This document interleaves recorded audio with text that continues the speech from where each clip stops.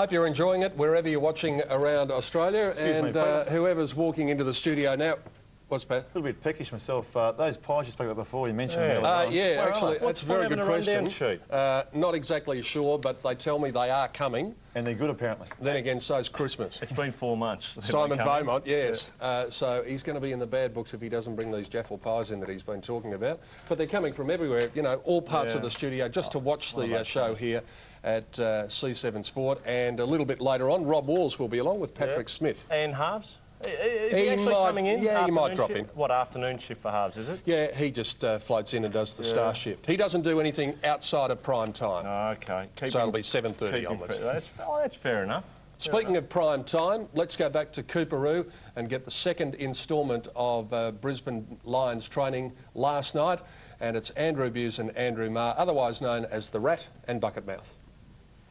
Yeah, thanks, Pete. We're still here at Coorparoo. They're probably half an hour to 35 minutes into their session now, and as you can probably see behind us, they're actually into almost full-scale match practice here. And I can tell you, Des Hedlund's already laid a fairly hefty tackle on Brad Scott, and Luke Powers just snapped a beautiful one over his right shoulder. Busey, unusual on a Wednesday night, or fairly run-of-the-mill sort of stuff? I would say it'd be very run-of-the-mill sort of stuff. You've got, as much as you're coming into one of the most important games, you do want everybody fit. You've still got to go in with the same mentality and the same practice routine under your belt. You can't go changing too much, and you can't go trying to go in cheaply. Yep. Well, Lee have identified certain player types, maybe to replicate the potential Essendon opponents for certain playmakers here tonight, and be asking his key men to work those blokes in a certain manner. Absolutely. And I've just noticed Simon Black there was being picked up by young Cupido, and you know, you could only think that they would be probably looking at someone like a Johnson perhaps to pick him up and maybe be physical on him, and you know, that sort of this sort of static ball movement is you know, a bit of a ball retention routine, and they're trying to work the ball up and down with minimal fuss, and with probably a little less handball than usual. Gee, we just saw Craig Bolton, Daniel Bradshaw out on a long lead, and Craig Bolton was right on his hammer. Bradshaw looked absolutely magnificent. Then he attacked that footy, 2 grabs admittedly, but he hit it hard, and no signs of any leg weariness or leg pain there at all. No, well, Brad has actually been in pretty good form, given the fact that he had the blanket play on him last week after being a little bit clouded with you know, circumstance and with a sore calf. But I mean, he's a very good player. He's the strongest grab I've seen going around as a young kid. He's only getting better now. The ball's right behind us here, so we should keep an eye on it, just to make sure we don't get out. Simon Black, just for a change, getting a hard ball in the middle of a pack with beautiful, clean hands. Can this do any? Can this be an advantage, a bonus to a player? If there's a player who just needs to get one clean hand on a footy, he might be just slightly down on confidence. Not that any Brisbane player would be after their preliminary final. Can this be a really valuable exercise in that regard? Absolutely. You use every single opportunity. If there's a flaw in your game, every training drill you do, you try and iron that flaw out, and that's what these blokes will be doing. It's all about perfection. Michael Voss is one of the people out here that sets that standard. He is a perfectionist, and everyone tries to be like him. Well, you mentioned the word standard. Well, not only were you instrumental in setting the standard around this place, the bloke who I can notice has just walked in behind me was another one. The first ever player drafted in the first ever draft, arrived at the club in their second year, Martin Leslie. G'day, Andrew. How are you? Good, mate. How are you? Marty, how are you, mate? You know this bloke. How are you feeling? I mean, you were here like he was when it was tough, really tough. And the fruits of your labours, I suppose, to some degree, are being borne out now by what we see here tonight. About 2,000 people in a grand final berth on Saturday. What emotions are you experiencing right now? Oh, well, it would obviously be lovely to be out there. And it'd be nice to think that the fruits of our labour might have gone part way for them being in the position they are now, Andrew. But look, I haven't been out to training a lot this year. I just wanted to get out and get a feel for it again, and wish the boys all the best. But it's great to see a big crowd out here. Remember the days back at Carrara? I don't know if you were there, Busey, in them days, but we'd have about 5 people waving the fence every day. So it's a nice change anyway for the lads, and I'm sure they got a big chance. Look, it's a great thing, I reckon, Marty, that you know, I feel a sense of some sort of accomplishment, particularly with a few of the fellas that I played with out here. Now, there are probably a lot of players in between that aren't here and aren't part of the Queensland fabric of football, but I mean, how do you feel? Do you actually feel as though you've contributed, even though some of these players you've never played football with? I think so, Busey. I mean, like the guys like Vossi, I played 3 years with Vossi, and obviously Marcus Ashcroft and Hardy and all those guys, and you'd like to think that some of the advice he passed on to them in the early days is coming, through now. But look, it was just a hard run in those days. You know, like you came and we were still sort of building up to a finals team. And I just think that once we got to Brisbane, that was the big factor. Once the Brisbane sort of factor came in, we started to kick goals from there. A lot of blokes were drafted in the early days, the Jarmans and McDermott, and they decided not to come. When your name was read out and it was Brisbane Bears, did you have any misgivings? Were you upset? Did you just say, right, that's my load and I'm going to cop it and I'll go up there and give it my best shot? What did you go through when you heard that? Well, it was a funny one because I was drafted in '86 and I didn't arrive until '89 because I just signed a contract with Port Adelaide for 2 years because I've been dealing with Essendon and Fitzroy for the previous 4 or 5 years. We had a couple of court cases going on, that sort of thing. So, murky days, weren't they, back then? There's a few of those sorts of stories back in the old days. Yeah, I think I spent too many times in solicitors' offices and that was the problem. You weren't paying for it, were you? I ended up paying for it, yeah. But anyway, I got in when I was 26. So I thought if I left it any longer than that, Andrew, I'd probably be struggling ever to play in the VFL. So I was 26 when I got here, and I thought, well, if I can sneak in 4 or 5 years, and I got 7 years out of it, so it was pretty good. Marty, just one last thing that I can think of, with the marriage and the merger of the two clubs, how do you feel that that's affected, or do you think it's added strength in the fact that the club inherited a history, and we can look back 1944. I think Lynchy said earlier. That it was the last time that the club had a premiership, and it's a long time between drinks. And I know you're a Port Adelaide boy with a strong history of premierships.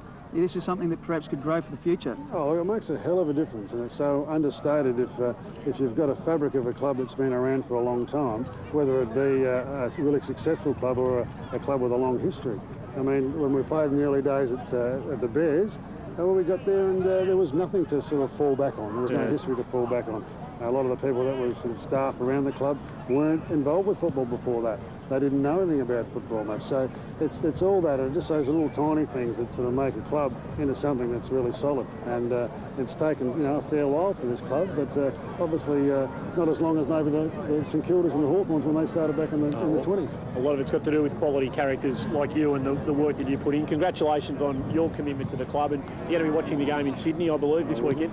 Hope you enjoy the day, and may the best team win, but for the 2,000 people here tonight, let's hope it's the Brisbane Lions. That'll be great. Good on you, Marty. Thanks for your time. Well, it looks like the training's finished now. The boys are in their warm-down mode. They'll be coming off the track in about 2 minutes' time, we've been told. What have you made of it all? They've looked pretty slick for mine, but you're a much better judge than me. Look, I've been, mildly impressed. You can't not be impressed when you're watching one of the best two teams, doing their final preparation, in their main training session of the week.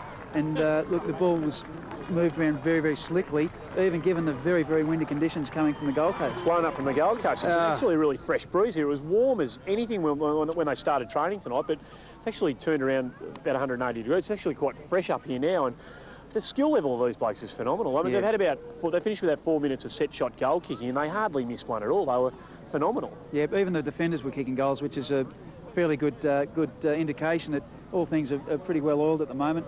Even the midfield crew, you looked at Voss, Black, Lappin, they were all moving very, very, very well. Lappin was a little bit interesting. Before training started, they did a little bit of extra stuff on his leg. He then joined the main group. Even before that, he was trailing the main group as they did their warm-ups. And right at the very end, he didn't seem to finish the session with the main group. Nothing to be taken from that. He's 100% as far as you're concerned. Well, I had a very close look on the monitor, and I wanted to see whether they were actually working on his thigh or on his calf. It just looked like a general loosen up. I didn't think there was anything sinister in it at all. And Daniel Bradshaw, obviously, as they come off now, and we might actually pick up a bit of the noise of the crowd here as they leave the ground, boys. Some really nice support, isn't it? There's just it's not a massive crowd. It certainly won't be a crowd of Windy Hill type proportions here at all, but there's just a really nice emerging feel about what's been going on here tonight, I reckon. It's got a little bit of a family flavour. There seems to be a bit of a picnic atmosphere. There's no great expectation, you wouldn't say, but just a genuine enthusiasm and I would say a bit of excitement from the crowd. I reckon the coaching staff will love it. It's actually low-key. If they're trying to keep the lid on it and just keep the enthusiasm levels down, tonight's not going to have done them any harm, I don't think. No, look, they came out and I reckon that on the track you couldn't have made it any more methodical. They were very focused. The precision in which the drills were completed, it was just a very, very good training session. and again, you know, kept in check with the mode and the enthusiasm from the supporters. Just in conclusion, Daniel Bradshaw, quickly. Daniel Bradshaw, look, I don't think there's any doubt. He's fine and he's raring to go. He had the blanket on him last week, and I think that, you know, he'll have someone else come and stand aside him come this weekend. Whoever that is, we don't know. But, look, he'll play a very important role with the foil from Lynch. And the travel factor? Travel factor, look, it'll just be the excitement of being down there, grand final week, have all the things happen that have been happening. They'll just roll with it. Yeah, well, it's part of it, isn't it? It's part of the package, so, and it's part of the reason you enjoy the grand final week. Great for a player to be part of it, as you well know, or up until that horrible moment when the final siren sounds and you're not in front. Yeah, well, that's the only time that you'll be disappointed, if that's the case, that you're behind on the scoreboard. But I really don't think that's going to be the case. I see the Lions as being well-oiled, well-drilled. Lee Matthews and the coaching staff have got a very well-oiled machine, and they'd be very confident with their preparation. It's been very thorough by the look of it. It's been great actually watching it all unfold in front of our eyes with you here. No doubt about this bloke. He is a dead-set legend. You have had about 500 people come and say, Rat, great to see. Arms being flung around you. It's been fantastic. I'm a bit worried about some of these people after this take. Will be scurried off to some hotel somewhere, no doubt. Well, look, good luck for the weekend. Hope you enjoy it as an old Brisbane boy. Oh, look, I really do. I've got a bit of a feeling that I've been part of it in some way, shape and form, and I can only, you know, go in as a supporter and barrack my heart out and hope that for the Brisbane Lions and the Fitzroy people, you know, that we have a real strong win, and the boys are going to be out there with their focus strictly and wholly and solely on the winning, not just going out there to do their best. So good luck to them. Well, that's it from us here at Cooperoo, boys. They've been very, very impressive, the Brisbane Lions. Back to you in the studio. Andrew Marr and Andrew Buse, they're doing a great job, hard at work, and I think you took them out to the airport. Yeah, I did. Yeah, I took the boys out there Sunday night after the VFL Sunday night? It's funny, isn't it? 4 days, sunny north, for a 6-minute interview. Yes, and a special hello to both of the boys who apparently are watching us at the Brecky Creek Hotel in Brisbane. They're still up there. Can't get it out. Great research, boys. Yeah, it's a fantastic job, but it was great to be a part of the Brisbane training session. Well done.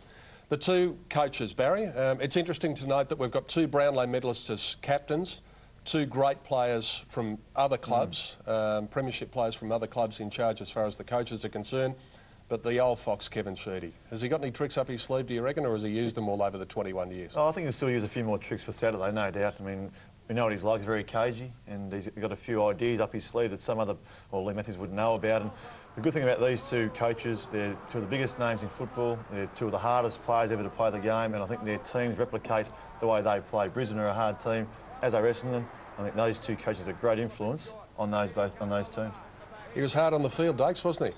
Do you remember much about him? I do. As a youngster watching a lot of the Richmond games, he was a terrific player and pretty predictable, I suppose, in his movement, but again, played out of the back pocket. And in the latter part of his career, he played as a ruck rover and was a super player. I mean, he wasn't over-endowed with skill, or he wasn't an orthodox-looking Keith Gregg type, but in the end, you know, very, very constructive. He's one of those players you always need in a team. There's always those flashy players that on ballers and so forth, but Kevin Sheedy in the back pocket or half-back flank, wherever he may play, they're the sort of players you need in a team to go very well and have success. And I reckon he's imparted some of his playing philosophy to some of the players that he's coached. Not over-endowed with skill, but he loves the work ethic of some of the players, and that's why he's been so loyal to a lot of players over the years.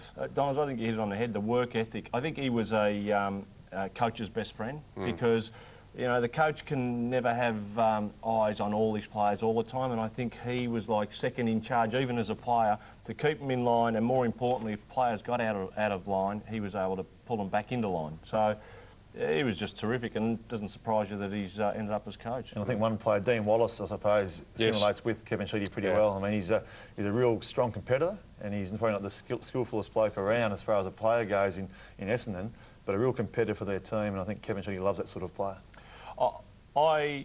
12 months after I retired, Sheeds came to call me, came out to the house, invited himself over, mind you, and put the kettle on for him, had his pot of tea, had the team board, and in the 6 weeks that he spoke to me about playing football again and taking, you know, I was training morning and night, and he oversaw the whole thing.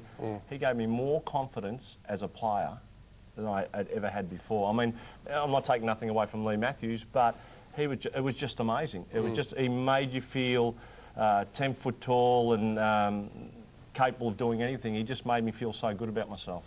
In contrast, as a player, Lee Matthews was one of the most skilled players we've ever seen. A lot of people say the greatest player ever to play the game. Would you rank him up there?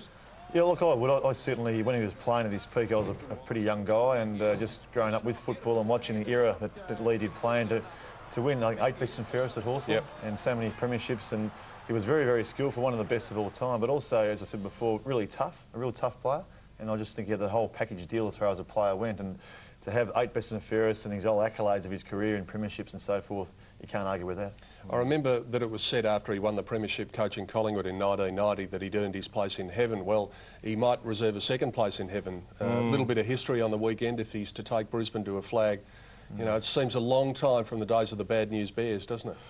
Look, it is a long way, but it doesn't surprise you about him. I think with Lee Matthews, you know where you stand, and whether you play one game, 100, 200, won a best and fairest Brownlow, no matter what your ranking is or reputation when sort of as a player, it means nothing. I mean, he lets you know, and I don't know how many times he went through me for certain things, and you do well and he pats you on the back and he does it in front of the boys, and at the same time, if you do the wrong thing by the crew, he's the first to throw himself onto you. Yeah, an intriguing matchup in the coach's box as well as out on the ground. Barry Stoneham, thanks for coming in. Thanks, Peter. I do apologise for the lack of sustenance, but Simon Beaumont apparently is on his way in. They might be here. Oh, they could be here. Well, it's Scotty West over there. No, it's not Scotty West. Actually, it could be very good timing. Very close. Very good timing, because you're actually having the next segment, a couple of segments off. So who's coming in? Wolsey? Robert Walls will be here, Patrick Smith will be here, and Has what we're going arrived? to do... Patrick Smith has arrived? I don't know. Can you see him at the back of the studio there? See Wolsey there. Wolsey's here. Well, Wolsey's always here, nice and early. Yeah, yeah. We'll be talking to him definitely. So you go off and have a pie.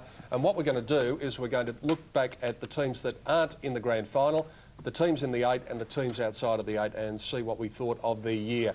As we go to the break, let's cast our minds back a few years ago now, and let's hope it's just as good as the qualifying final of 1996, when there was just a point between these two teams in one of the great finals games. This is Matthew Lloyd. Cover yourself in glory, son. He kicks to the square. They get back. No mark. Wanganeen! He's hit the post. It's a point the difference. And we've got 17 seconds left. And there can be no draw. So a point the margin. Clark the target. Did he mark it? No, it's out of play. 15-11 to 15-10. Remember, if the Bombers lose and either Geelong or Hawthorn are successful, they're out of the finals. Barnard pushes forward. Hart. The Bombers have won.